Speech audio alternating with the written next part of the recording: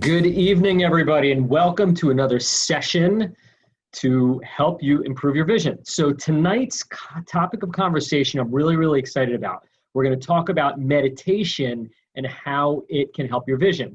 We're also going to talk a lot about stress, because whenever we talk about meditation, one of the main reasons why we do meditation is to help manage stress. So tonight we're going to have a big conversation and get into some of the understanding of stress and how it impacts our body.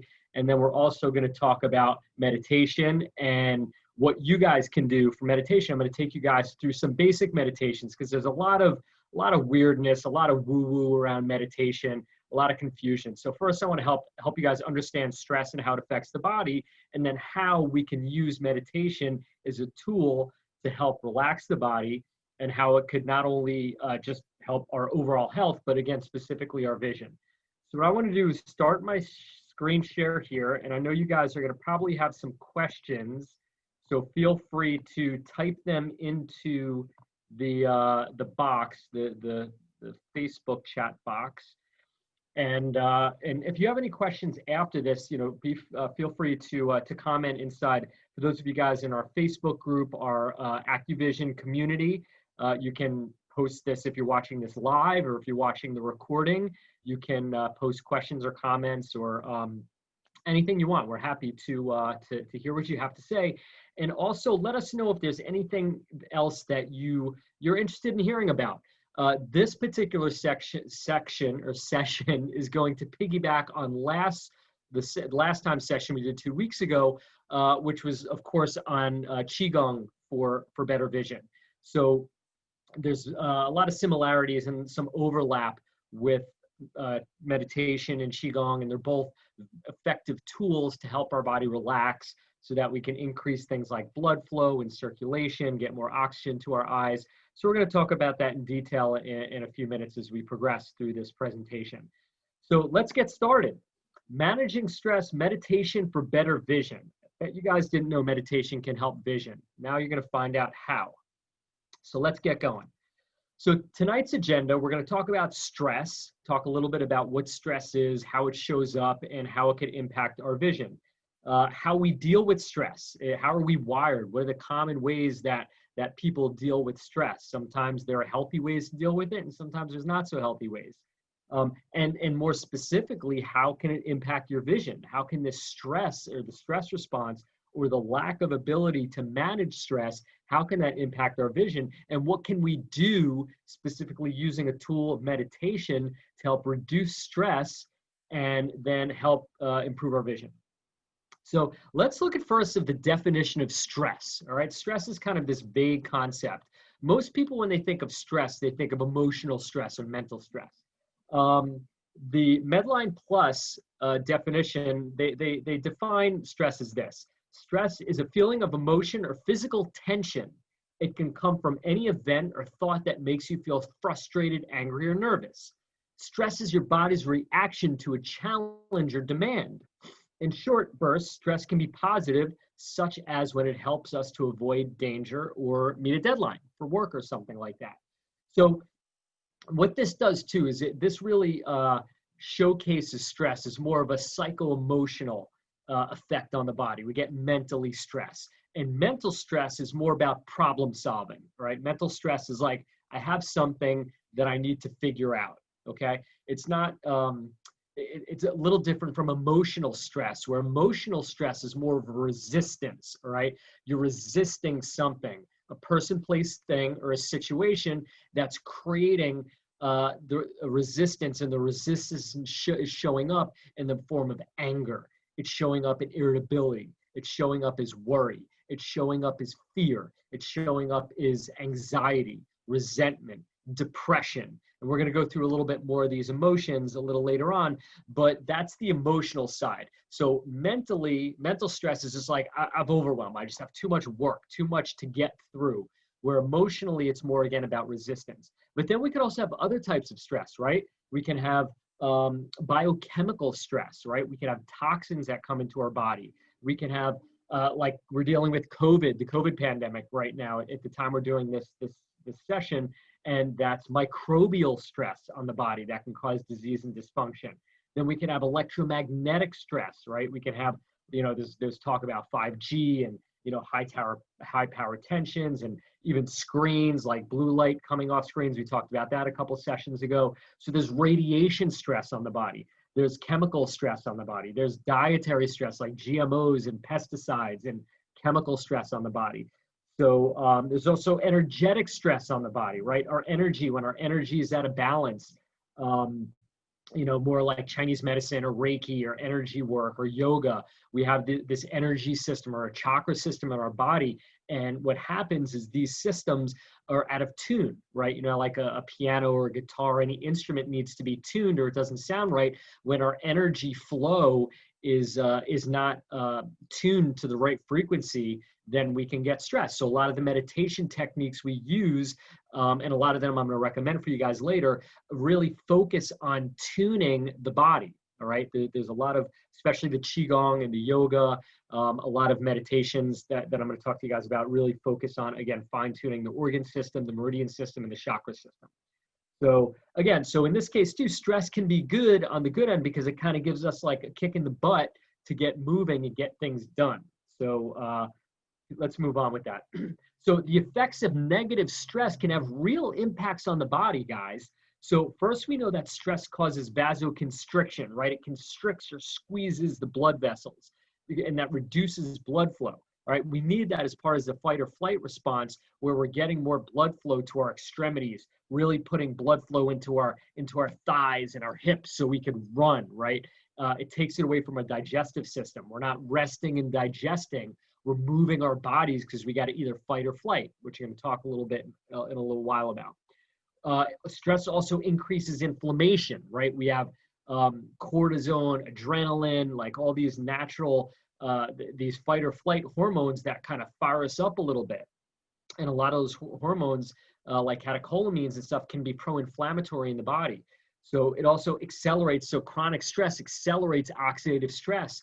Because why? Because stress redlines our body. If we're in a lot of acute or chronic emotional stress, it redlines our system, right? Our adrenal glands are pumping, our hormones are pumping, our whole body is fired up.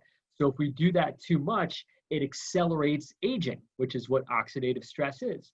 We also know that it can cause hypoxia. What's hypoxia? Low oxygen, right? It reduces the oxygen capacity because we have constriction of the blood vessels. So the blood flow is going to be reduced, meaning that our oxygen delivery and our food delivery of our micro and macronutrients are going to be decreased. We're also going to have reduced detoxification pathways, or detoxification because the pathways are going to be reduced again because of vasoconstriction. So the elimination of waste products and carbon dioxide and acids from the body are going to, be impacted. So we have an accumulation of metabolic waste products and carbon dioxide, which is basically a global warming, so to speak, of our bodies, right? We get too much carbon dioxide, too much oxygen, and too much waste or pollution in our body. That's what, when we talk about global warming and the effects of that, it's basically, the environment is dealing with too much carbon dioxide,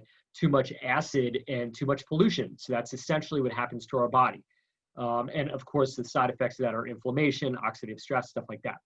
So we also have metabolic hormonal dysregulation. Our blood sugar gets dysregulated. We know the pancreas and the blood sugar gets dysregulated. The digestive system shuts down.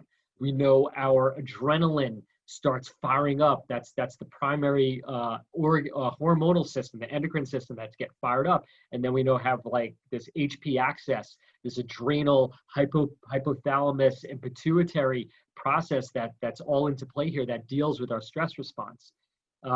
We can have subsequent neurotransmitter imbalances. Why? Because our digestive system shuts down when we get stressed out. And most of our neurotransmitters, especially the serotonin, that's our feel-good hormone, and our mood stabilizer really gets created in our digestive system. So if our digestive system shut down, we're not producing neurotransmitters, which are our brain. They help with the neurotransmission of the messages between synapses. And we have four main types of neurotransmitters. We have serotonin, which is our kind of mood stabilizer, our feel-good. We have our GABA, which is our GABA is kind of like our braking system, or really helps control anxiety. So we have panic attacks and a lot of anxiety. That means we don't have enough of our braking system, our GABA. We have acetylcholine, which is for memory and concentration. We know that decreases when we have things like Alzheimer's. And then we have dopamine, so it's like student syndrome, memory, focus, concentration. Then we also know that we have our dopamine levels, which are a reward hormone, right? And those levels can decrease. So we're kind of just, not as engaging in life as much as we'd like to. And we kind of feel, the impacts of stress. So there's ways to evaluate these, and stress will affect different people in different ways. So some people, when they're stressed out, it'll really impact their GABA levels, and they'll get more anxiety, and they'll get more panic attacks, and they'll get insomnia. Or some people get more depression when their serotonin levels, and they get like maybe more bipolar. And then people can't forget, they can't remember. So there's acetylcholine levels will go down, or they get kind of like really stressed and angry, and their dopamine levels are dysregulated. So we can actually take, and we're going to talk about this more in our next session. We're going to talk about the endocannabinoid system and cannabinoids and neurotransmitters in detail, and how managing those can help manage stress, which ultimately will help vision, again, because it seems like, okay, when you're talking about neurotransmitters, how does that affect my vision? We're going back to what we're talking about today, because when our neurotransmitters aren't in balance, we're going to be more susceptible to stressful responses and inappropriate stress responses, which are going to, again, have all these impacts that we're looking at right here: inflammation, oxidative stress, poor blood flow, hypoxia, acidosis, oxidative stress, stuff like that. So managing our endocannabinoid system and managing our neurotransmitters are really going to play an important role for systemic overall health, which directly is going to impact our vision and help preserve our vision. So it seems like it's kind of like an offshoot, but we're going to tie it all together, you guys. So I'm really excited for when we do that session next time. So that's a little preview, sneaky peek for you guys. So we're talking again about loss of tone in the endocannabinoid system, and overall dysregulation of the autonomic nervous system, or autonomic nervous system, that we're going to talk more about in a minute. Let me take a little sippy sip here. So, stress can really, first and foremost, have a direct impact on the CNS, also called the central nervous system, which is also the autonomic nervous system. The autonomic nervous system, again, is made of the sympathetic nervous system and the parasympathetic nervous system, which is our fight and flight and our rest and recovery, rest and digest system. So stress in the CNS, what happens is we have this internal stress or external stress, all right? So both exist. Now, what's the distinction between the two? Internal stress is our emotions, our thoughts, feelings, and like how we think about things, how we feel about things. So these are like our old stories. These are our belief systems, our triggers, stuff like that. So we know, right? We have a thought, we have a feeling, something, we think a negative thought or a stressful thought. We know that changes our biochemistry, our physiology, our energetics, our frequency, our neurotransmitters. So we have this definite physiological response to stress based on our thoughts, feelings, and emotions. We also know that, as we talked about a few minutes ago, we can have these external stress factors like radiation, pollution, electromagnetic stress, radiation stress from the sun, from blue light coming off screens. You guys are aware, most of you guys probably saw the video we did a few weeks ago on blue light and carotenoid protection. If you haven't watched that, go back and check that out. So we have this internal stress and this external stress coming from outside the world: radiation, pollution, toxin, anything that can, disease, viruses, things that can affect our body, all right?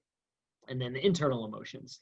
So then we also know that stress can alter brain function, right? We get stressed out. Acute, we can kind of recover, but if it's long-standing chronic stress, it really can start to do a number on our brain. It actually can start to break down cognitive function. It's clear, there's a ton of research on this. If you guys are more interested and want to check out the research on PubMed or Medscape on any of these, you guys can certainly check that out. There's a lot of research showing how the impact of brain and stress on the brain and the central nervous system. But we know that impairs judgment, right? We're not thinking clearly, right? We've all done stupid things. We've all said stupid things to people we love and people we care about when we're stressed out, when we're angry, we're upset. We've done things that, you know, maybe we wouldn't have normally done when we were in a good space. Interestingly, there was a study I read probably about 15 years ago that shows that when we're stressed out, there's actually a part of our brain, guys, that we can use for creative problem solving, right? That whenever we have a problem, like we want to find a solution. And most problems, if they're complicated or personal to us, they require a certain degree of creativity, right? Especially if it's something new to us, like we have to figure it out, right? That's how we figure stuff out. It's creative problem solving. It means like, here's something that I'm dealing with. I need to go into my brain and figure out what's the best solution or the best strategy for me to overcome this situation and resolve it. So what happens when we're in high stress, what we call high beta mode, we're like freaking out, we're either angry or depressed or, you know, anxious or, you know, in major grief or something, whatever a major emotion is that we're experiencing, that part of our brain that is access to the creative problem solving gets shut down. So stress really makes us stupid temporarily. You know what I mean? Actually, long term, it can damage that part of the brain. So if we're dealing with chronic stress over time, these creative problem solving capacities can start to decrease and we don't have access to think through to a solution, right? So that's why it's really good idea not to act or not to come to a plan when we're upset. You know, don't act. There's an old saying, like, don't act when you're angry or when you're worrying or when you're afraid. Like, relax your system first where you feel good. That way you can access, you can hear, you can ask, you can Google, you know, you can talk to people, you can, you know, think of your own ideas of creative problem solving. So we also know that acute and chronic stress changes the biochemistry over time. Acutely, we're going to get surges of adrenaline and subsequent surges of cortisol. We're going to get inflammatory chemicals in the body. Our blood vessels are going to constrict. We're going to get, you know, all these stress hormones that are designed for us to fight or flight or fright. You know, they're designed for us to run away or to do battle because we're in danger, right? Look, this is our stress response kicks off because we're in a threat. You know, we're in a perceived threat. Threat meaning there's something in our area that doesn't look like it could damage me. Danger, on the other hand, is something's got something wrapped around your throat. So there's like, you know, something walking around, or there's like, you know, a tiger, a saber-toothed tiger has actually bit my arm and starting to drag me away. All right. I mean, these are like, you know, far-out examples, but we're thinking back to caveman times. So, you know, back in the days, like, you know, you see a saber-toothed tiger, like in the distance, that's a threat. So we got to get out of there. But danger, it's coming at you. It's jumped on top. Your life is actually in danger. And sometimes we have a hard time distinguishing between the two, right? Maybe it's just me. Like sometimes, you know, we think that we're in real danger and sometimes it's just a threat and maybe we just amplify it. But the point here is that anytime we keep these inflammatory you know, stress hormones and chemicals in the body at a rate that's constant and never ending because we're in a constant state of stress. We're not good at managing our stress. What happens is it starts to degenerate our body, specifically our central nervous system, our brain, our eyes, and our motor and sensory function. So it has stress has a direct impact on our vision. Guys, I know you guys have heard me say this. There are two things that my patients have told me over the last 25 years when it comes to vision, meaning what makes it better and worse. The two things are this: doc, my vision always gets worse when I'm stressed out. Always. I hear that every week, every single week in clinic, that people have a stressful episode and that they notice, obviously, that their vision gets much worse when they're dealing with stress. We know that because there's vasoconstriction, increased blood flow, increased circulation. We know now the effects and why that happens. The second thing, of course, is exercise, all right? And that's another thing we're going to get into. We're going to have a whole session on different types of exercise and how exercise can impact vision. We're going to have a whole session on that for you guys. But just know that those are the two biggest things I hear every week from patients. They say, when I'm stressed out, my vision gets worse. When I'm relaxed, my vision gets better. When I exercise, my vision gets better. When I'm not exercising, my vision gets worse. So exercise and stress management, super important, which is why we're spending so much time on having these conversations in these sessions with you guys on stress. Because without question, I've observed in my practice that my patients who are most stressed out and poor at managing stress, their vision accelerates faster than anybody else. I'll say that again. Patients that I work with eye conditions, progressive degenerative eye conditions like macular degeneration, glaucoma, retinitis pigmentosa, diabetic retinopathy, eye strokes, whatever, any of these conditions, those that don't manage their stress very well, without question, see an accelerated rate of progressive vision loss than those who are more skilled and apt at regulating and managing their stress. So really important information there, guys. So what happens is what I call the SNS lock. What the heck is the SNS lock? I'll tell you, I'm glad you asked.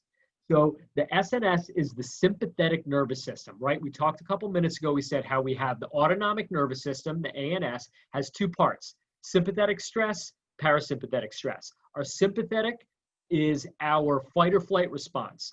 Our parasympathetic is our rest and digest. That's where we recover, we heal, we regenerate, all that good stuff. So when we're in chronic stress, guys, we can be so stressed out that our sympathetic nervous system can actually lock into a sympathetic state where we are in a perceived state metabolically, hormonally, physiologically, our endocrine system, our cardiovascular system, our neurological system, our entire being, energetically, biochemically, biophysically, we're like we are in a stress zone. And you guys, if it's not you, maybe you know somebody who's like that. Everybody's come in contact with somebody who's either an acute stress case or they're just stressed out all the time, right?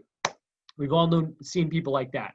So what happens is over time, stress can actually screw up the ANS regulation process, and we have this dysregulation where the sympathetic nervous system gets locked.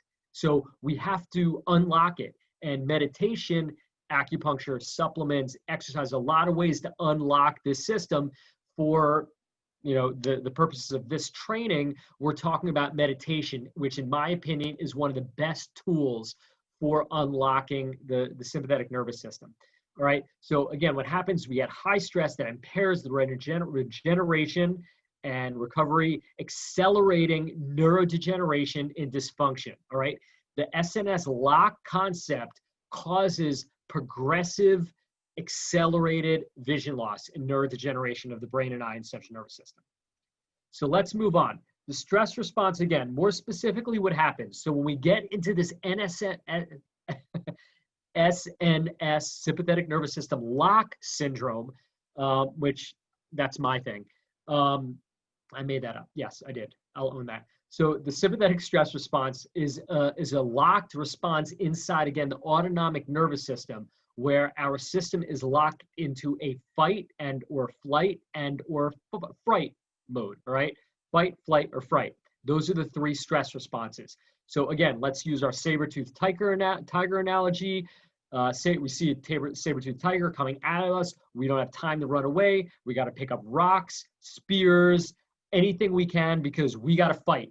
We're for survival. So there's a conflict. There's a resistance, there's our life's at stake, we're in danger, or we are in some type of jeopardy where we need to actually fight for our lives, okay? Then we have the flight, we gotta get out of there. We have enough time, the saber-toothed tiger starting to, kind of walk towards us or dance. We have enough time to get up into a tree, to run away, to get into a cave, whatever. We have enough time to get away, so that's the flight. Then we have the fright, all right? This is the curl up in the ball, deer in the headlights. This response is probably the worst. If I had to pick, I'd probably pick the flight response to get away every time, right? He who runs away lives to fight another day or fright another day. So best strategy is to get out of town. But sometimes we can't. And sometimes what happens is we don't fight, but we fright, right? We curl up in a ball, or we're like, You know what I mean? Like the lights are on, nobody's home. And like, we've all seen this, right? You guys have seen people who are like in an emergency situation. These people, it's like, okay, go call 911, go get this. And they're like, just lights are on. They're stunned, right? It's like the fear response is stunning. It paralyzes people. So what happens is over time, we deal with this. If it's a chronic state, we normalize the stress. And then moreover, beyond that, we have to deal with it. So we start to normalize a sedation process, right? We have to deal with this. So we can't turn off the sympathetic lock. So we get in this process where the sympathetic's locked, but we have to like kind of kick it off a little bit so we can get some relief, right? We need to hit the pressure release valve. So we do this active sedation, right? We want to sedate this because the stress is like really tense, right? There's a lot of pressure. So sedation is a relief, gives us some relief. So we're trying to normalize this sedation process. So we start to do habits, right? And there's different habits that we can do. So some of the things we can do to sedate or distract or hit the pressure release valve, again, we can have some positive things, but a lot of us go towards negative things, right? Let's look at some of these negative examples. A lot of us go to drugs or alcohol, all right? Of course, alcohol, you can go to prescription drugs, opiates. Everybody, I don't have to tell you, it's kind of out in the world now. Everybody knows about the opiate problem. Certainly heroin, cocaine, marijuana, MDMA. There's all kinds of drugs, that are, some are probably less risky than others, but it's how we use them, right? All drugs, you can certainly use alcohol, all drugs, alcohol, cannabis, even cocaine back in the day, certainly like mushrooms, ayahuasca, even speed and stuff like that. All these drugs are still have some level, even though, the FDA or, Center of Disease Control or everybody who's looking at these drugs, they have a certain perspective, and a lot of them are Schedule 1, meaning there's no, according to the AMA, there's no medical value. I don't necessarily agree with that. I think that, of course, things like crystal meth, like stay away, but some of these drugs, there's a lot of interesting research going on, and that's like a whole other conversation. But, things like mushrooms, psilocybin, cannabis, MDMA, there's a lot of research for antidepressant, anxiety, and stuff like that. And again, if you guys are interested on that, we can certainly like queue up a conversation on that if you guys are interested. But alcohol too, alcohol, is definitely depressant. In small doses, it can be useful. But look, I mean, even during this COVID pandemic, they left everything closed except for the booze stores, right? They're like, you can do anything but drink, and drinking is an excess we know can lead towards depression and impaired judgment, and it certainly can ruin lives. So, but it works. You know what I mean? Let's face it. It's a useful tool, not the healthiest tool, but it works. Drugs and alcohol work for sedation. They work fast, and it's probably one of the most popular things that people do. What else do? We work, right? When we get stressed out, especially. Used to be a lot more guys did this, but it's over the last 50 years is a lot more women who've entered the full-time work environment and stuff like that. It's a lot more common now to see women diving into work for distraction and sedation as well. It's an easy getaway, right? And you're producing, you're making money, you're busy, or you're doing even volunteer work. You're helping people. We're distracting ourselves from our stress by sedating with work, right? It's very common. A lot of people do this.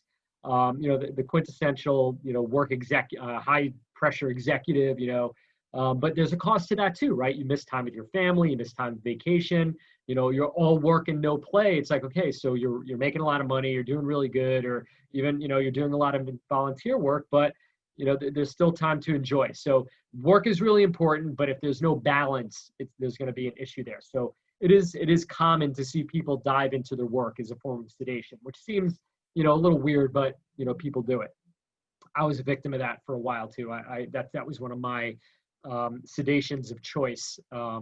Especially when my kids were young, and I was like, over my head with anxiety. I definitely dove into work as a sedation and distraction a little bit. TV, a lot of people binge watch, and even now YouTube or social media, watching videos, whether not just movies or sitcoms, but now like my kids are all on their screens, they're watching YouTubes and Xbox and they sedate with that, with video games, and gaming is a huge sedation mechanism that started when I was a kid. When I was a kid, first we had the Pong. All you guys, I'm kind of dating myself, but we had that was it. We had the boom, boom, boom, and that was like the super exciting video game, very competitive. And then, so we had the tennis, which were the long bars, and then they brought it down and made it like really high tech, and it was ping pong. It was like half short bars, and the ball would go across. So anyway, I digress. So, but those are sedation, right? It's mindless stuff to kind of get us from not worrying about our problems. Social media, of course, people spend hours and hours and hours on Instagram, Twitter, Facebook, so on and so forth, right? It's addicting. We get sucked into it, and we know that a lot of these industries work towards keeping us addicted to this stuff. And again, that's like a whole other conversation, but there's strategies to get us on Google, on Facebook, on YouTube and stuff like that. So again, it's fine, I'm on there too, but just, when you're kind of ignoring the rest of your life and ignoring your family and your loved one, your kids, and not doing work, we just want to create balance with that. Pornography, let's just call it what it is. A lot of people, are deferring to that when they're bored, aggravated, stressed. That's a release. Sex is a release. Sometimes, porn, sometimes, it goes the other way. People are just very promiscuous, and they sedate because that's a way they can look. When we're like after sex is one of the few times that you don't think of anything. You know what I mean? Your mind is blank. It clears your mind. You have surges of endorphins and all these feel good, your serotonin levels, redline, and your feel-good hormones start to increase. So, porn is a really good, or sex is a very good way for people to feel good. It's a pressure release valve. Food, right? A lot of people, that's real common too. The feel-good, eating food, because when we increase food, especially things like chocolate, and sweets, that can increase our serotonin levels. So we feel good. But the problem is, guys, when we do any of these lists, drugs, alcohol, overworking, too much TV, too much gaming, social media, porn, overeating, or eating junk food or stuff like that, guys, the problems don't go away, right? So the problems don't go away. We sedate for a little while, and here's the problem. After we do too much of any of this stuff, we're in a weaker capacity, right? It takes energy from us. It creates toxicity, and it sucks the energy out of us. It reduces, we call the qi in Chinese medicine, or our energy, our productivity, all right? We lose energy. These tax us, all these habits. So the problem is that we do these, like we'll sedate with alcohol or overwork, or we're up all night and, working, we don't get enough sleep, or we're eating crappy food, or we're gaming and kind of, but we're tired, we're wiped out after this stuff. Even over exercising, guys. I know people are like, oh, well, I exercise, 5 hours a day. I'm training for an Ironman. You're exhausting your system sometimes. So you're at a weaker capacity. So when you come back out of it, the problem's still there, right? And you're less energized and less capable. You got a hangover. You got an alcohol hangover. You got a drug hangover. You got a food hangover. You got a gaming hangover. You're wiped out from, porn, whatever, whatever you're doing. You're tired and you're weak. So you don't have the capacity that you would otherwise have if you charge your system up. So I call these black holes, right? They work, but they are black holes, meaning the black hole just takes the light. It takes the energy away from you. Okay. So we're going to talk about ways. So since we're here, let me talk about, so there are other ways. I'm going to back up for a minute that we can. Meditation is one, but I want to give you guys a couple other things. Of course, we're going to meditation, and we're going to talk about that in detail in a couple of minutes, because meditation is a way to get away from your problems for a little while, but charge your body up. It's a battery. It's not a black hole. So we want to look at these sedation or distraction techniques in ways that can charge us, not take away our energy. They want to fill us up so that we're more capable. We have a higher capacity to deal with the problems. Does that make sense? You guys following this? All right, good. So what are some ways? Comment, put down in the comments. Let me know what are some ways that you guys, and put down some bad ways. If I missed some, I guess called black hole sedations, or negative ways, or taxing sedation strategies, which we know don't work, that you guys do, list them. Now let's look at some, put down what you do that helps, right? Meditation, reading, any art form, dance, My wife does ballet, martial arts, writing, painting, anything that's an art form.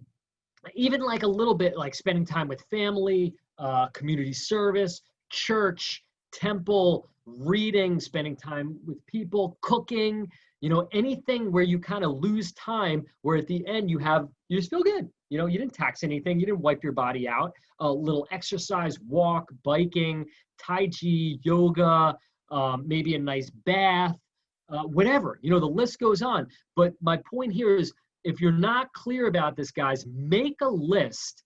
And this is a good homework exercise for you. Make a list of the things that you have. You can make a list with 2 columns. Things that you're currently doing as sedations that are kind of black holes, and then make a list of sedations that are batteries, right? So what can I do when I'm stressed out that'll give me energy, help me clear so that I'm more positive and productive? Versus what are some things that I'm doing right now, drinking, gaming, eating too much, sitting around, arguing with people that are taking away from my capacity. So look at it, do an audit. Great opportunity here, guys, to do a self-audit of what are you doing? How are you managing your stress? Where are your batteries? Where are your black holes? Less negative. And again, don't, it's some of your vices. People smoke. We know that's a big thing too. It's not as cliche now, but let's look at more positive ways to manage stress, okay? Now let's dive into a little bit more of how vision loss, right? So because a lot of people on this call are either dealing with themselves or have a family member, loved ones dealing with vision loss. Now, as we know, vision loss can amplify the stress. It adds to the stress. We already have stress going on. Now I got this thing called vision loss, either early, mid, or late stage, that can be a challenge. It can create stress. And how? All right, here's some ways it can stress you out, because that vision loss can have an impact on your job and earning, right? You start losing your vision, it could really impact your ability to work. It can impact your relationships. It could create stress inside of your primary relationship with your partners, your kids, your parents, your coworkers. So anybody you're dealing with, if you're in a state of stress, it's hard. It impacts your communication, right? You're in fight or flight. You're in stress mode. You got the SNS lock syndrome going on. So what's going to happen? You're going to trigger easy. Anybody says any little thing when you're in a high stress SNN lock, you're going to trigger, right? And there's an old saying that you can't trigger unless you're loaded. So guess what? We want to use these practices to unload the gun so you don't trigger and hurt yourself or anybody else. Impact on your freedom and independence, right? Your vision starts to go, you can't get around, you need help sometimes. Impact on our daily productivity and speed. So what does that mean? That means we all have our to-do list. We all have stuff that we do every day, okay? The speed at which we do that slows down when the vision starts to decline for some people. That's really frustrating for a lot of people, especially if you're type A and you're a mover and a groover and kind of like a type A personality, like those of us who are in the Northeast who move at a really fast rate, all right? That can be really frustrating.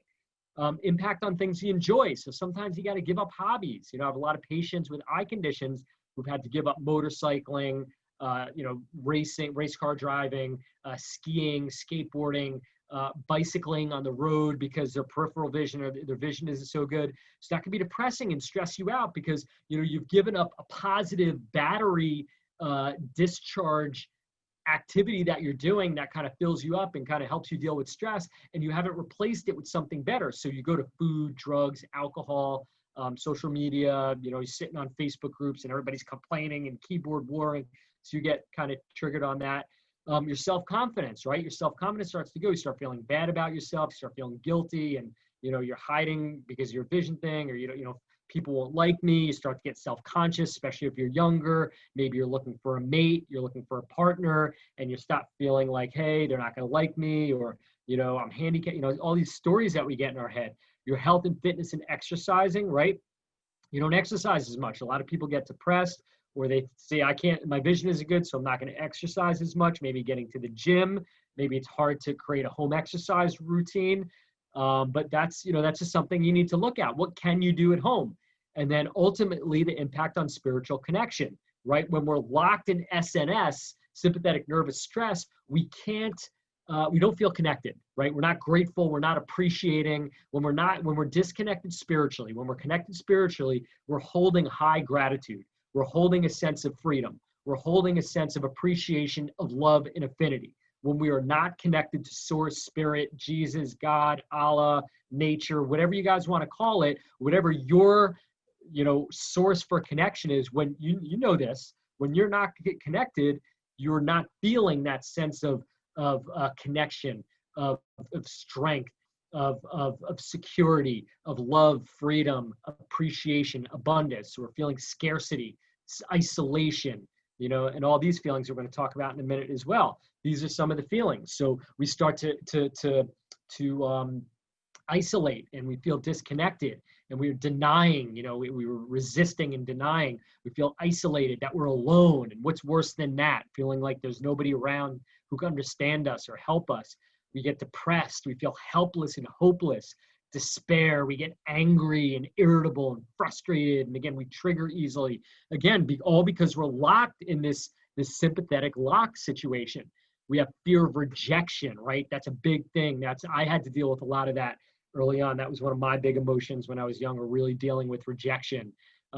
Guilt and shame, right? A lot of that's, kind of big these days too. A lot of people, throwing shade and casting shade at people, finger wagging. You should, especially like around the elections and COVID, all the craziness going on right now. A lot of guilting and shaming and blaming and finger wagging going on. None of that. Everybody's doing the best we can. So the worst is when you're shaming and blaming yourself. We call that affectionately shilting on yourself. So no shilting on yourself. It's very useless emotion. You're doing the best you can, and you're going to be okay. Again, depression, anxiety, desperation, resentment, humiliation. You get embarrassed a lot. There's a lot of negative emotions that could come up if we don't keep them in check, guys. So take a little sip here. So stress has an impact. It has an effect. It has a consequence, all right?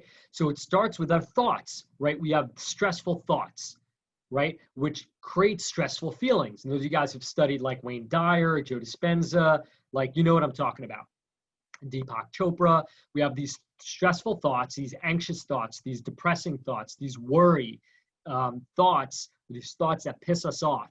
And then it makes us feel a certain way, right? So we have a thought, a feeling. That they kind of goes one hand in hand.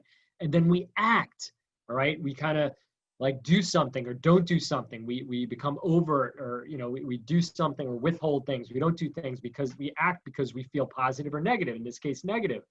So, and that those actions can become habitual, right? So we have belief systems. And from those thoughts and feelings we have actions in these belief systems. And if they're repetitive, and we're going out and looking for evidence to support these actions and belief systems, they become habits, right? We start creating new habits. It takes about 6 weeks, 3 to 6 weeks. Some people say 3. It's been my experience more like 6 weeks to really lock in a habit, good or bad, or useful or useless, or taxing or beneficial to us. So we create these habits, right? And those habits also create a personality, right? We generate from the actions and behaviors, we generate a personality type. People say, oh, Andy's like X. My mother is like X. And we start to know people, right? Because we see their trends and their patterns and how they roll, how they operate, their operating system. So what happens is this creates a whole software operating system for ourselves, which is changeable. And then again, so ultimately that leads to a lifestyle. How are we living? How are we interacting? How do we feel? Our thoughts, our feelings, our actions creates habits, which creates our personality and ultimately our lifestyle. How are we living and how are we showing up in the world, right? How are we living? How are you living? So we want to just audit this. Like, how are you living? Like, relatively speaking, are you stressed out? Or are you pretty relaxed and enjoying your life? If there's more stress and you're stressed out, especially now with all that's going on, it doesn't mean that's good or bad. It just means this is your body's way of pointing out that you want to pay attention to this. Maybe you're getting headaches. Maybe your vision's getting worse. Maybe you're doing curve. Maybe you can't sleep. Maybe you got stomach problems. Maybe you have constipation, or maybe you're pooping every 20 minutes, or maybe you got dry mouth, and maybe, it's going to show up for different people in different ways. So the point is that just be aware, guys. You want to be aware of how stress is showing up in your life, physically, emotionally, How are you responding to people? How are you dealing with stress? Let's move on. So let's talk a little bit about how the toxic environment from stress, right? We said prolonged stress has an impact on the body, all right? The toxic environment puts stress on the body because we have poor blood flow, again, not getting the acids, the carbon dioxide, and the metabolic waste out of the body, which promotes inflammation and creates more oxidative stress, right? Accelerated aging and breakdown. And what happens is this: we have increased carbon dioxide, reduced oxygen, creating more acidosis, which renders us more susceptible to chronic infections, right? We got the COVID thing going on. Stress can make you more susceptible to viruses, bacteria, without question. So if you're concerned about that, relax. Focus on relaxing. That'll make you increase your immune system, make you more resistant to COVID and other disease processes. The flu's coming in. Autoimmune processes are very heavily driven by circulation, inflammation, oxidative stress. Metabolic waste products can accumulate with poor detox function, which primarily is going to affect the lymphatics, the liver, the kidneys, the colon, all of our detox pathways in our body. We can have accumulation of heavy metals, toxicity, pesticides, pollution, chemicals that stay in our body, drugs, meds, hormones, GMOs, antibiotics, steroids, so on and so forth, right? We have stuff that comes into our body. There's chemicals and radiation. You can't avoid it, right? It's in the rain, it's in the water, it's in the food. We just have to flush it out, right? There's an old saying that goes, the solution to pollution is dilution. And let's dilute it right now, shall we? It's my Kangen water that I like. So again, all these factors will definitely impact and increase the toxicity level of our body. And the more toxic we are, the more of these three. Hey guys, do these three factors, circulation, inflammation, oxidative stress, look familiar? They should. Why? These are, again, the three big factors that drive accelerated vision loss. So they're not just, they're everywhere, guys. It's for eyes, but all of these factors are going to accelerate that. So let's talk about meditation now. Meditation is going to improve exactly these three factors. So we know that it helps improve the blood flow to the eyes and brain, improves the delivery of oxygen nutrients, food and fuel, gas fuel, oxygen. We're talking about removing carbon dioxide, metabolic waste products, drusen, pigmentation, ocular waste products, acids that build up in the eyes, fluids with things like retinal edema, blood, aqueous imbalances from glaucoma. We also know that it controls inflammation. When we meditate, relax, cool the body down, increase cortisol, reduce the inflammatory processes. We're also managing oxidative stress. So again, oxidative stress is when we're redlining the body with stress, bring that level down. So we're going to reduce the aging process. So again, I remind you guys, the retina is the highest oxygen consuming tissue of the body. So stress, again, causes vasoconstriction, inflammation, poor blood flow, oxidative stress. All of the stress is going to reduce blood flow to the retina, which is going to impair blood flow and accelerate vision loss. Meditation is one of the best ways that we can improve blood flow, reduce reduce inflammation, and reduce oxidative stress. So this is kind of a repeat from last time, because meditation and QiGong we talked about are very similar in terms of the benefits that they have on your vision. So the benefits of meditation, there are a gazillion, but basically we're talking about relaxed, harmonious state of the mind-body, which increases the adaptive capacity, your ability to pivot, make decisions, and creative problem solving. We talked about that earlier. Also improves your ability to recover from chronic illness and reduce feelings of overall stress and tension, right? Less stress, more good. Increase resistance to illness, right? Disease, microbes, viruses, bacteria, infections, and overall improved immune function, right? You're going to get sick less. Heightened sensitivity to the body's internal organs. You're more aware of your body, of your hormonal shifts, your organ state, your muscle tension, your tone, your posture, all of that. And along with the perceived ability to regulate your own body's own health and vitality, right? You learn how to control your breath. You learn, it's like biofeedback, right? Biofeedback and neurofeedback teaches us to self-regulate better. All right. So again, I want to go back to here. We talked about this last time as well. Stress in our brain waves. It's important to talk about here. So we have the gamma waves. We didn't talk about that too much last time. Now gamma waves is, so this goes in frequency. The gamma waves is 32 to 100 hertz. That means it's really, really fast, all right? Rapid, rapid. This is actually good. This is when people are in the zone, all right? Or kind of, we've heard about that when elite athletes are kind of just doing their thing, or musicians, or you're producing or creative, or we have these like amazing feats of superhuman capacity. When we're in high gamma, or any part of gamma, we have a heightened perception, a heightened awareness. This is even like when we go into like meditation, something you can have like get into gamma where your awareness increases, our capacity for learning, problem solving, tasks, and cognitive processing is alert. Again, this is actually what Freud was trying to do. He did cocaine a lot. A lot of you guys know that. He did a lot of cocaine to try to induce a gamma state. And when you're at a gamma state, your brain's at a hyper-excitability and hyper-receptivity. So your brain becomes like an amplifier of information that you're sending out, and also your reception. So your performance and your reception is amplified in gamma. That's in the zone, right? That's like when you're kind of like in the zone. And any of you guys who have ever done extreme sports or in musicians or artists, you know what I'm talking about. You're in a flow state, right? That's another trendy word that we call it, a flow state. So beta is that's when we're awake, we're alert, we're conscious, we're thinking. Also, we're excited, also stressed. So high beta is when we're stressed out, all right?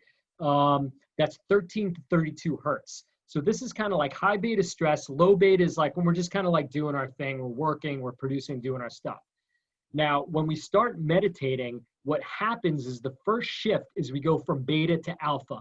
We call that the alpha drop, okay? When we go into alpha, the body and mind physically moves into a more relaxed state because the frequency of the brainwave slows from 13 to 32 hertz to 8 to 13 hertz. So the brainwave slows, we're not thinking as fast. Remember, when we get stressed out, often it's because it's too much, it's overwhelmed, too much information coming our ways, we can't process, blah, blah, blah, blah, you know, stuff like that. So we want to slow things down. That's one of the major things we want to do with meditation, and that's why we link it to the breath and the heart rate, which again is more neurofeedback, biofeedback. So we want to slow the breathing down. We're going to get into this when we talk about exercise in a couple minutes. We want to slow the way we're thinking and breathing and heart rate. So we look for it. That's what we check. We can put a pulse rate on, all right? We can check our heart rate. We can check our breathing or monitor our breathing. Slow our breathing, slow our heart rate, slows our brainwave activity. We go even deeper into theta, all right? That's when we get into deep meditation, which is about 4 to 8 hertz. It's like, wow, starts to go. You guys like that? So what happens here is this is when the magic starts, guys. This is when we get our inspiration ideas, our big ideas come to us. We're basically downloading information from cosmic Google, all right? We're trying to get all the information, our insights, our deep revelations. We have this is our dream state too. So we're healing, we're creating when we're in deep meditation. So our consciousness, meaning our critical faculty, our judgment, you know, that we're using is pretty much offline right now. So we're offline, we're thinking critically, we're not thinking critically, we're more thinking broad spectrum and kind of like this broad thinking, broad spectrum thinking, not really concerned with the minute details. So it's more zooming out, getting big perspective, beta zooming in, focus, concentration. We go into theta, alpha, theta, even into delta, things start to zoom out, we get perspective, okay? So then, once we get really good at meditating, or even we can use like induced states, even some drugs can assist with this, move into delta, which is a really deep, slow brain wave. And those who've mastered that using like brain mapping and stuff, this is where like really heightened intelligence comes, guys. This is deep, this is the dreamless sleep anyway. So you guys are aware of that. This is when we're sleeping, we're not dreaming.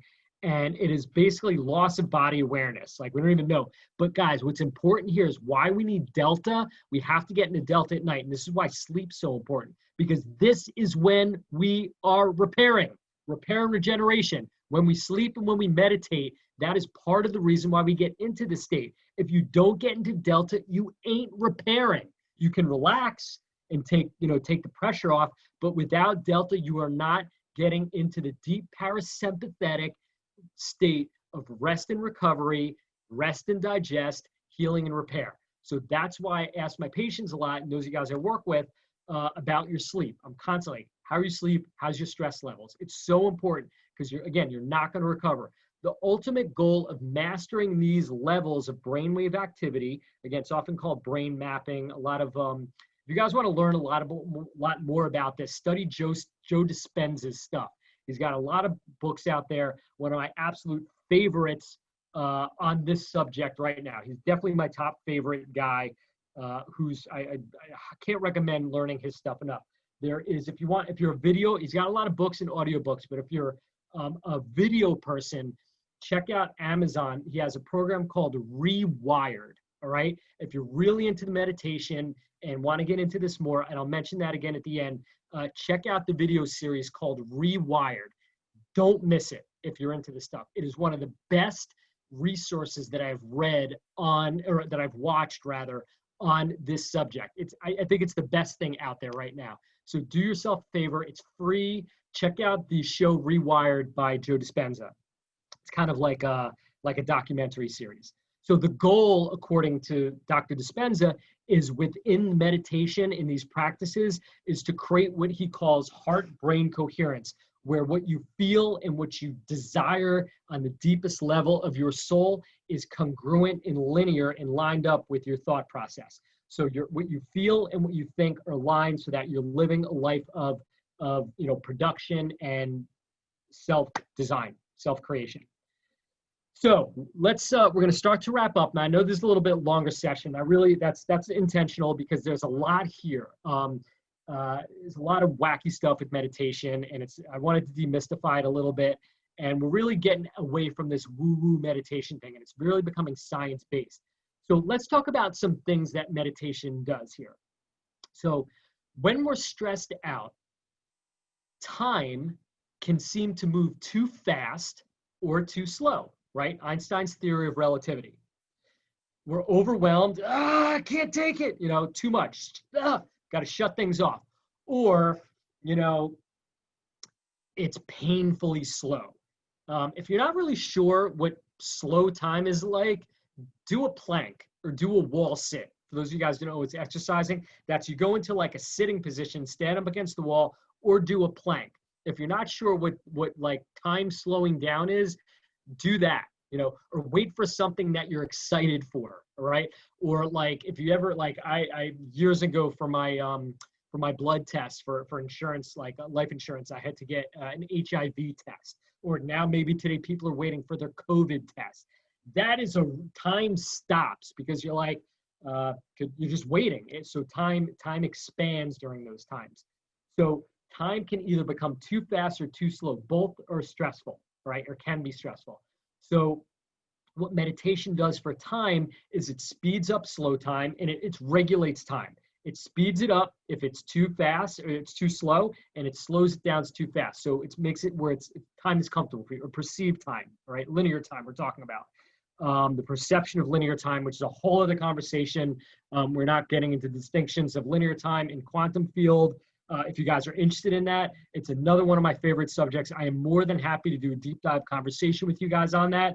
Just comment below in the box and we could set that up. Again, guys, please comment if you will, or shoot me emails. Let me know what you guys want to hear, or what lights you up, or what's interesting to you. Because guys, this is for you. I want to make sure this is, interesting, entertaining, and useful, relevant information for you guys. So feel free to comment and let me know either live or privately what you like and what you don't like. If it was boring stuff, tell me that too. I can handle it. So that's time. So what happens when we meditate, we stop time. Time doesn't exist anymore. We go into a timeless state as soon as we do the alpha drop into alpha, where time ceases. So it can't be too fast or it can't be too slow if it doesn't exist. And again, we're starting to drop into the quantum field. So under stress, space closes in, right? You guys probably have all had that experience at some point or another. I know I certainly have, where you feel like space is closing in on you, can't breathe, and you're like this, and you can't move, and you're constrained, almost like you're in a straitjacket, right? You're like, can't get out. So what meditation does for space is we're creating space. When we sit, we create space, we put the world on pause. All right, I'm going to say that again. When we meditate regarding time, you are putting the world on pause. You are putting your problems on pause. You're putting your pains on pause. You're putting all the considerations and all the concerns that you have on pause. Don't worry, they'll be here for you when you get back. I promise you. Only if you want them. So we are opening space and creating space and holding space for us. Guys, this is an act of self-love. All right? This is radical self-care. We're opening space and stopping time to value our existence so we can get back into flow. That's why it's important to do this every day. Time can't keep up with time. Oh, space is constricting. If you feel like that every day, really consider meditating. So we create space for ourselves and we transcend time in meditative practice, okay? Again, a couple other recommendations. Can't recommend Joe Dispenza's enough. Rewired, R-E-W-I-R-E-D, Rewired. That's the name of the video series. It's either Netflix or Prime. I'm positive it's on YouTube as well. Check it out. If you're not sure, send me an email. I'll get you the information on that. Wayne Dyer, huge loss. We lost him a couple of years ago. One of my absolute all-time favorites. I saw him live. Just love the guy. All of his books, all of his audiobooks, all of his live presentations. That dude came from the heart, almost like probably more than most people, even like the gurus. This guy was just like so coherent with his heart and his brain. I just listening to the guy, like you feel good. So any of you guys who've ever heard his stuff or you haven't, these are two people, of course, things like Deepak Chopra, Eckhart Tolle is really good. You guys have your favorites. Tony Robbins is great. A little bit more of mindset and tactics. Some meditation, but with meditation, I like this stuff a little bit better. More Joe Dispenza, Wayne Dyer, certainly Eckhart Tolle. Those are just off the top of my head, some of my favorites. So meditation made simple. So this is the last thing I want to do with you guys. So as I was saying earlier, everybody's like overcomplicated meditation. And when I first started doing meditation, it was way overcomplicated as well. My first meditation, so I did hypnosis when I was like 8, 9. My mom was a massage therapist and very into like crystals and, meditation and, kind of like crunchy, if you want to say that. So I had an early exposure to this stuff. So I wasn't doing so good at baseball. So my mother took me to a hypnosis to improve my sports activity. When I was like 9, I think it was 8 or 9 years old, we did our first Tai Chi classes. So I was exposed to this stuff very early on. I was doing hypnosis, I was doing meditation, I was doing Tai Chi and QiGong from a pretty early age. So I've had a lot of experiences, and early on, a lot of the teachers that I went to all said this: well, just clear your mind.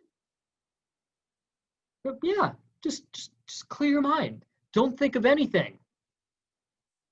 What? My mom was like, especially like teenage in my 20s, like it's runaway train. It's called a monkey mind. Like in Taoist QiGong, I think in Buddhism too, it's called a monkey mind. It's the critical factor. It's that voice that doesn't shut up. So one of the goals of meditation is to get that voice to stop talking for a little while, that nagging voice. So it's very difficult and unrealistic. So this whole concept of not thinking or not hearing the voice when you first start meditating, drop it. You're going to have those thoughts. So the goal is to increase the space and time between those thoughts, okay? So the first thing we want to do is find a distraction-free place. Find a place where you're not going to be disturbed. 10 minutes, 15 minutes, 20 minutes, whatever. Initially, if you haven't meditated, I recommend you start 5-10 minutes. Like, that's enough just to get in there. Ultimately, you want to look for like 10 to 20 minutes. If you want to go more, you want to do a half hour, an hour, even up to 2 hours, that's great. But let's start off simple. So the first thing we want to do is just start breathing, right? You want to close your eyes. You can put blinders on. You can put earbuds in. The first thing we want to get into is a progressive body relaxation. We check in with our head, our eyes, our head, our neck, our shoulders, chest, arms, thorax, legs, knees, feet, through progressive relaxation throughout our whole body. Get our body relaxed. During that process, or soon after, you may start to feel a little woozy. Mind may start to wander. That's called the alpha drop. It feels good, all right? You start to feel a little weird, all right? That's when you know you're doing right. That's the first stage of meditation that I want you guys to be aware of, the alpha drop. It's when you just start like, it's not falling asleep, but you just start to feel like you're tingling a little bit. The nod off, that's you're moving into delta or theta, all right? That's like a deeper level when you're losing like awareness, and you might actually even go into sleep too. Another thing I want to mention, I forgot to note here, if you are sleep deprived or you have some anxiety issues early on in meditation, you may fall asleep early. Great. Why? Because that's your body's going out of the sympathetic lock, which is what we've talked about ad nauseum here, taking you out of sympathetic knock, and your body's like, oh, I'm out of lock. Like, finally, like, I'm not on this like guard dog mentality, and your body's off duty now, and it's not in this freak out mode, and it's got to rest. So even, dude, guys, this could be for days or months that this can happen. When I first started doing heavy meditation, I think for the first 2 to 3 weeks, I was nodding off out cold, and I'd wake up after a meditation like, oh, and now your meditation is done. I'd be like, oh, missed the whole thing. But that's part of what your body needs, okay? It's part of what your body needs. It's part of the normal process. So don't worry. It's not the objective that we want, but early on, maybe the first couple of days, week or two, if you fall asleep, don't worry about it. If you find that you're falling asleep all the time, maybe just try sitting instead of laying down or something like that. Okay, so we're going into the alpha drop. Our body's starting to tingle. We feel real good. We're getting into the feel good part of the meditation. You can use music, right? Earbuds, you can put in classical, whatever you like. You like the whale songs, you like classical music, you like the new agey stuff. Just something that has a lower tone. Like I love like classic rock. I love like AC/DC, and I love like, all the, Van Halen, and I love that stuff. But when I'm meditating, no, I want to keep it down a little bit. So I've even meditated to things like Pink Floyd or classical music or Beethoven or Mozart, whatever you feel like, Yoni is pretty good, whatever helps you meditate, just a slower rhythmic moving. But use your breath, right? We talked about this. We want to use guys, your breath is one of your biggest tools. We're going to have a whole session on breathing, all right? I think it's important enough to talk about breathing and how that we can use that as a way to reduce our stress. So we want to slow our breathing down. Guys, you slow your breathing down, you slow your respiration down, you slow your brainwaves down, you slow your heart rate down, your pulse rate down. So that your breathing is an access to controlling your emotions and your autonomic nervous response. I cannot overemphasize that. Learn to control your breathing. You learn to control your life. It is the gateway and access point to meditation and gaining control over your thoughts, feelings, and actions. Worth the work. This is where the work starts, guys. So slow your breathing, observe your breathing. There's actually an exercise called box breathing. I'm going to throw this in here for you guys. So box breathing is when you inhale for a certain amount of breaths, say 3 breaths. So I inhale for a count of 3. Hold it for a count of 3. Exhale for a count of 3. Hold the exhale for a count of 3. So it's a box. Inhale for a count of 3. Hold for a count of 3. Exhale for a count of 3. Hold for a count of 3. Inhale for a count of 3. Hold for a count of 3. Exhale for a count of 3. Hold for a count of 3. repeat that cycle, right? Box breathing, because it's a box. All sides are equal. Ultimately, what you want to do is increase the duration. You want to get to like 10, 15, 20, or even 30 seconds on the inhale, 10, 20, 30 seconds on the inhale, the hold, 30-second exhale, 30-second hold. So again, inhale, hold, exhale, hold, same amount of time. You want to practice breathing. That's a great, easy way to start practicing your breathing exercises. But for meditation, the easiest way, put on music you like, put on music that's relaxation. You can also use apps, all right? There's like, I'm going to tell you guys a couple in a minute, but music, apps, anything to get your mind to relax. Your mind will wander. We talked about this. Your mind will wander. Don't worry about it. You have crazy thoughts. You're going to think about dinner. You're going to think about your pain, your back, your stomach, your leg that's uncomfortable. You got to twitch. You got to scratch. Guys, here's a big useful bit of information.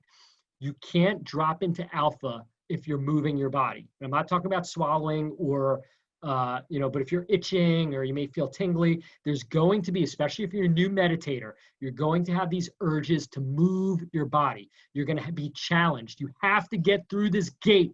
It's a gate. This is like a level. It's a test. You're going to be tested. I promise you. Yes, even you're going to be tested. This is the test. When you go from beta to alpha, early on, you're going to be tested with your ability to want to move. Your body's going to itch. You're going to get a cramp. You're going to want to wiggle your nose. You're going to get fidgety. You're going to get like tingling. You're going to feel like you have to move. Don't move. Just go with it. Breathe through it, because you can't get into the alpha drop if you're moving your eyes, okay? The other thing you want to do is consider putting a blinder on, getting like a blindfold, or going to all black. As soon as your eyes go to all black, boom, you've dropped into alpha. From that perspective, your brain waves drop into alpha the second light ceases to go through your retinas and optic nerve and activates your optical field. So basically, get rid of the light, get rid of the movement. That is going to accelerate your drop into alpha, and make sure that you don't move, all right? Fight that temptation. I know it's really hard. And even if you do it, don't worry about it. Just note it. So that's going to be your test. Nobody's going to tell you about your test except me, all right? So note that. So generally speaking, if you have to move or you feel like make sure you're comfortable sitting, laying, yoga position, legs crossed, whatever. I don't really care. Just be comfortable. It doesn't matter. Bring awareness back to your breath if your mind wanders, and just note it. Note what came. I'll deal with that later. Again, you're putting the world on pause. You're putting your thoughts on pause. You're putting everything on pause. This is you time, guys. So practice says proactive there. It should say practice daily. Start with 10 or 20-minute sessions a minute, all right? Again, we talked about last week, we were talking about the 100-day QiGong challenge. You can also do the 100-day QiGong challenge or meditation challenge. Whatever you do it. You have to do this, guy. You don't have to. You can do whatever you want. My high recommendation to gain traction on this and start to see results, you got to do it, guys. You got to do it for 3 months. You got to give it 100 days. Just be committed and be consistent with it. You got this. It's not hard. Just be committed. Do the same time every day that you know you can do it. Some people do it in the morning. Some people do it in the evening. Some people do it in the middle of the day. Whatever works for you, just be consistent. Okay, so stress management and meditation is an investment. That's right. You are investing in you. You're investing in your vision. You're investing in your health and wellness. Investment means you're taking your time, your energy, sometimes your money, because it's going to cost some. You have to download apps. A lot of them are free. I'm going to give you guys free stuff. Again, we talked about the Rewired to give you guys some more content. So what we're doing for you guys right now, I just remembered this because I saw it that we put it here. So I am adding one of my QiGong masters Master Binwei He, created a meditation, a whole body QiGong healing called Taiji 5-element QiGong. I've had permission to give this to you. It's a full body 1-hour guided meditation that's based on all the 5 elements of the bodies. So anybody who buys or has purchased the QiGong video, you can go back to the site if you've already purchased it. If you're purchasing purchasing it now going forward, you will also have access to the free QiGong Healing Taiji 5-element QiGong meditation. That's a 1-hour meditation that is one of the best meditations for tuning your entire system. It's a set it and forget it. You just pop on your earbuds or put it on your room. It's a 1-hour meditation. You lay down, you sit, whatever you want to do, and you just go through the meditation. If you're looking for something free, go on YouTube. There are a gazillion apps that have meditations that you can use as well. I like and I use an app called Insight Timer. Insight Timer. It's right here in the thing, in the presentation right here. That's right now, there's a million. There's so many apps that you guys can use. I like Insight Timers because you could set gongs and you could set bells, and I use it for some advanced training that I do. I like that a lot. So consider the Insight Timer apps. Anything else you guys want to do? Again, if you already bought the QiGong, the iQiGong videos, hit me up or Blaine or go back. You're going to be able to get the free access to the QiGong healing meditations. So you got a little eye itch there. And if you're going to buy them, that's going to be added to your order. You will love them. Guys, this meditation was actually designed to help late stage cancer patients in their recovery. Those of you guys don't know, before I got into vision, I was very heavily into cancer. One of my specializations when I first started acupuncture was using acupuncture and Chinese medicine, QiGong, for anti-cancer treatment. So this gentleman, Master Bin Wei He from China, who I apprenticed with, who's one of my QiGong masters, I worked with for about 5 or 6 years. He was here in New Jersey, and I apprenticed with him.